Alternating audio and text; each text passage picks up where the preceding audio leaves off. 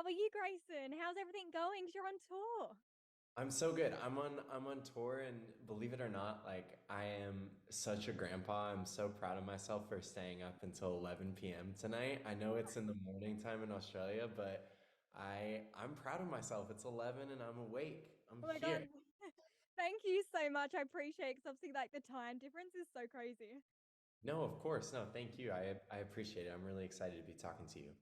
Thank you. And like I saw the other day because you're on tour, some guy dressed up as Halloween as you. That was Yeah. so cool. Yeah, that was in Washington D.C. and it's one of those things where I was a few songs in and I kept on looking at this person in the audience and I was like, trying with the stage lights on me and stuff, I'm trying to look at him and I was like, that looks like he's trying to like make a joke, or is he trying to look like me as a 12-year-old, and I thought it was just so cute. And so I brought him on stage and we had a good laugh about it. I love that. I love that you noticed him as well in the crowd. You could have been like singing and been like, oh, he looks familiar. I know. I really had to sort of focus in a bit, but yeah, we had a good amount of fun. I love that. And congratulations on your new album. Thank I you. love it. It's I love in your music as well. You word things so beautifully and the way you express yourself in music. What was it like for you working on this album? Because obviously it's a bit alternative than your Yeah. previous music and we get to hear a new sound. Yeah, well, I think, I'm 25 now. So I got signed when I was first 12 years old. And, this was a record for me where, the best way I could describe it is I just felt like I needed like a revolution for myself. I felt like I really wanted to reinvent myself and sort of just discover what was at the core of my artistry and where I wanted to go.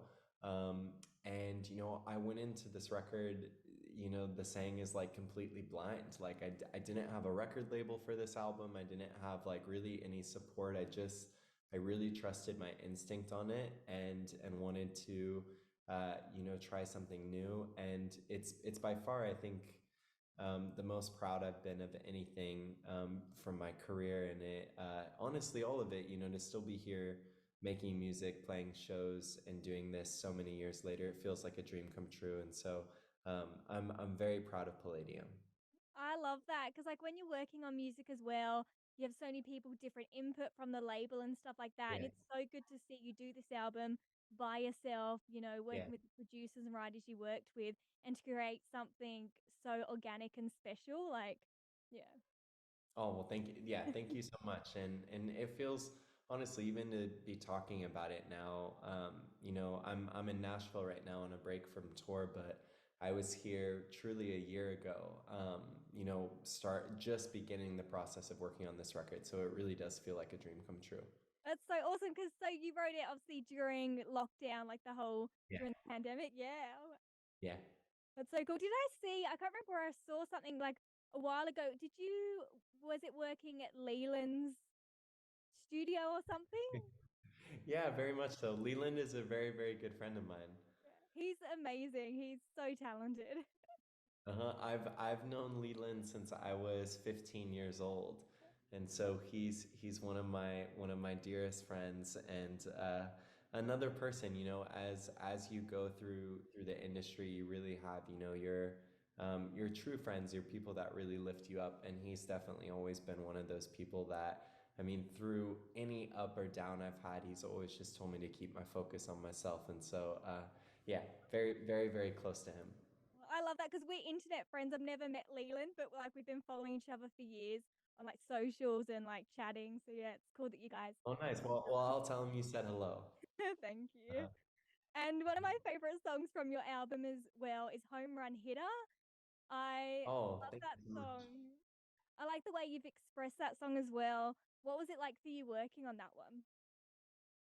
Yeah, well, that's one of, the whole album is, I really wanted to sort of throw myself into this process of making a full record, that could be listened to front to back. And, I had this sort of thematic theme of, it was inspired by a lot of Greek history and it was inspired by certain things. And Home Run Hitter, I think, was one of the songs that I did feel a little where I was like, okay, I want to talk about like some of the things I would talk to my best girlfriends about, right? Like almost kind of like the drunk wine talk, if you will. Um, I love that. and because I was going through a breakup at the time, and it just felt like after being really serious working on the record and really making sure I had all these themes, correct and all these things, this was a song where um, I just really sort of let myself be a bit more playful. And yeah, it's about truly like I am so jaded about love right now, and I think I will remain that way. I've come to an understanding that I might just die alone, and Well, I feel that. maybe that's all right, because I don't know, nothing has been really working for me, and so this was a song kind of coming to terms to that, and how it's also, it's like we carry all of this guilt sometimes in ending relationships, and I was wrestling with that a lot, where it's like, no, you have to put yourself sometimes first, and I tried to find, hopefully an empowering message within that song through that. Yeah, it's so important as well. Like, obviously, like being in relationships and stuff like that, finding yourself, and like with that song as well, because there's so many of us who are like, are we gonna find the right person? And it's like a Of hopeful course. song as well. Like, it's yeah, Yeah, of course. No, I've come to the realization that I'm like, I'll have a cat yeah, and a Christmas tree, and that will that will yeah. be it. Whatever happens, happens. Whatever happens, happens. And you dropped the video for My Dying Spirit. That music video is so beautifully directed. The scenes, everything. What was it like working on that? Because obviously there's so many different parts to it. Yeah, that was, I sort of made a decision early on in kind of figuring out the visuals for this album, where I really didn't want to cloud my fans and just the general audience. I didn't want to have a lot of music videos for this album. I really wanted to sort of encapsulate everything that I was feeling around the record into one. And I also really wanted to shoot on 16 millimeter.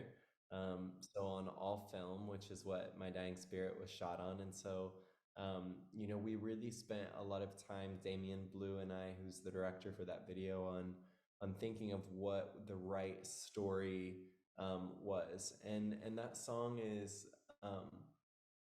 really about, I think, sort of a recognition and an acceptance of brokenness, of the point where you're able to just understand that all of these feelings that you've been trying to heal for so long, or maybe just a part of you, and maybe that's okay, maybe it's not. I don't think the song is trying to really give that answer. It's more just about that recognition, and so yeah, I think it's a little depressing in its nature. I'm in an AA meeting in that video, and then I'm all of a sudden running around in a hospital gown, bleeding in the middle of the desert. But that's what good art is sometimes. Is it doesn't always have to be happy-go-lucky, and the corners don't always have to be perfect. And yeah, I think as too with all of this record, I really feel like that was a video that I know that the 16, 17-year-old version of me would have been so proud to see that that was pulled off.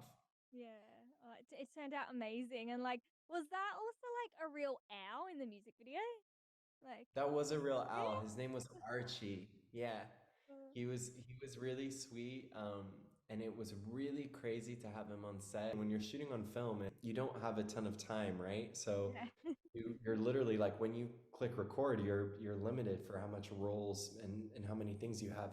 I would get so distracted by Archie, where I would just be looking at him. It was also my understanding of owls can fully turn 360 degrees. So he was moving his head, in a full circle, and I would just look, and then Damien, my director, would yell at me, being like, "We just wasted 30 seconds because you got distracted by that owl." But it was incredible. It was really cool to have him on set.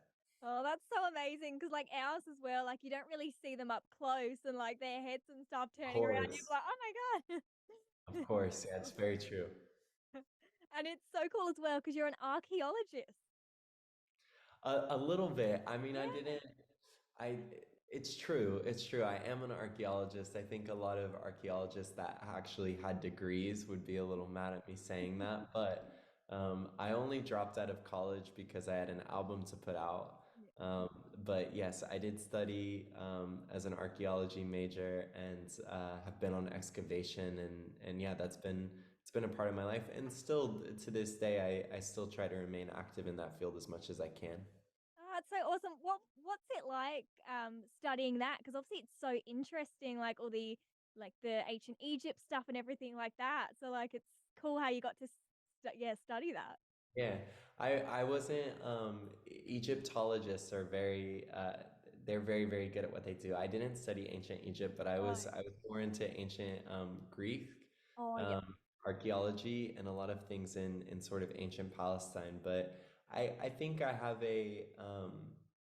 I think I have a love for anything that is historical just because it's such a amazing hotbed of inspiration as a songwriter. Like, you know, Palladium, for example, this album is inspired by a Greek myth, in which Athena is sent down to Earth, you know, by Zeus in a form of punishment. She's sent down, the Trojans protect her in this Palladium. It's all about this idea of what's so important to your core. What do you need to protect?